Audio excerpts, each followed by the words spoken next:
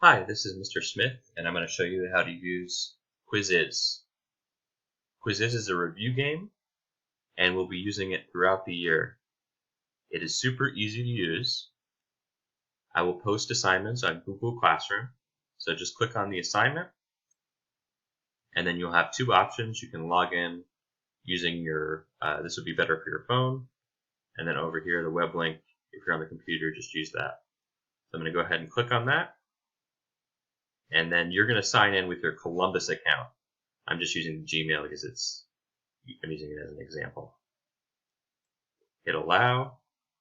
The first time you log in, it might ask you to put in some information, but once you're past that, it should look like this. You'll enter your name, make sure your name is there and correct so that I can give you credit, and then you just hit start. You'll answer some questions, and it should be pretty fun. If you have any further questions, please email me or just put a message on Google Classroom. Thanks, and enjoy playing Quizizz.